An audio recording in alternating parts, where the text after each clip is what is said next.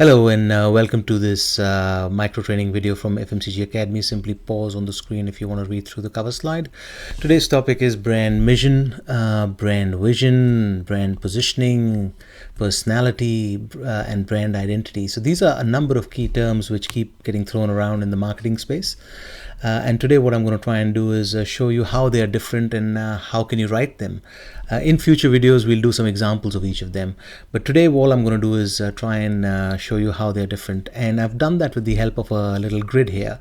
So the grid basically goes through what's the question that the term answers. So what does mission answer, what does vision answer, and is it an internal or an external sort of statement or a document you want to create, and how frequently should you write it. So that's quite important, because some of these are written pretty short, in a higher frequency than the others. Let's just get into the mission stuff. So the mission of your brand is basically answering who are we and what do we do. So it is a very straightforward question about who we are and what do we do. So you could be an orange juice and you could say, look, we are an orange juice that makes the best orange juice in the world, and that could be a mission statement, to put it very simplistically. In all likelihood, brand missions are kept internally more often than not, but you could have it available for public view. So it is definitely dependent on the organization, and I would say this needs to be relooked at least every 5 years, if not earlier. It again depends on the segment, category, and sort of environment you're in.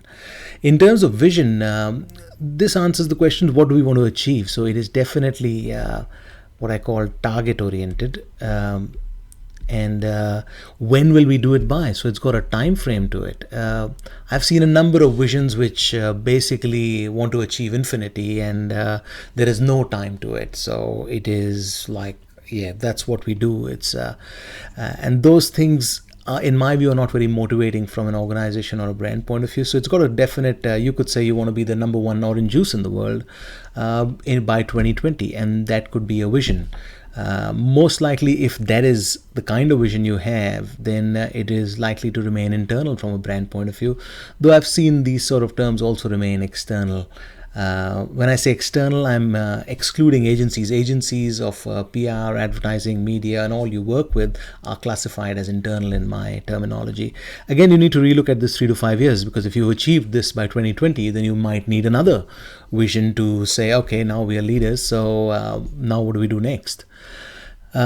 Positioning. Now the next three terms, positioning, personality, and identity, are very much at the heart of consumer marketing. So this positioning answers the question, what space, where do you sit, where does the brand sit in the consumer's mind?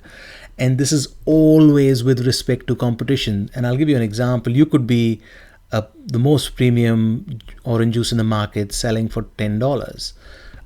You get a new juice which has been launched in the market by a competitor, or someone else comes in and launches a juice at $15. You're no longer the most premium juice in the market.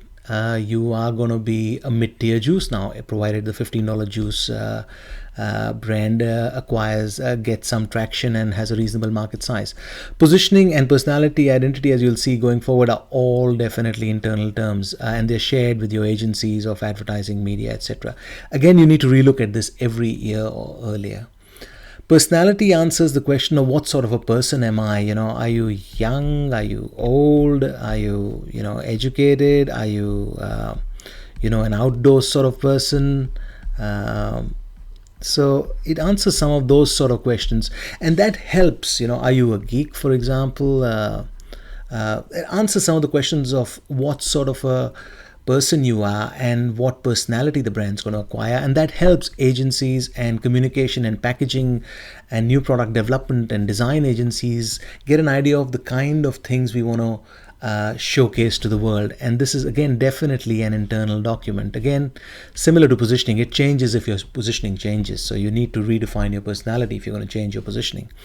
Identity is a bit more hard and clear. It is about how do I look and sound. So it is about your logos, your colors, your packaging, and those sort of terms. Some brands have colors, they own colors. You will see some brand will own red. The moment you see the color red with that sort of design, it's that brand, and that's been built over years of consistent identities.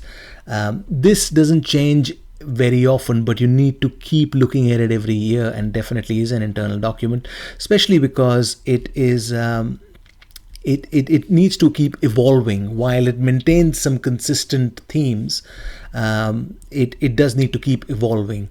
And what do I remind you of? Now, that is a slightly broader identity question. So what the brand reminds you of will come out of the logo, colors, the product experience, the sort of consumption experience that the consumer might have. So that is slightly broader in terms of the impact.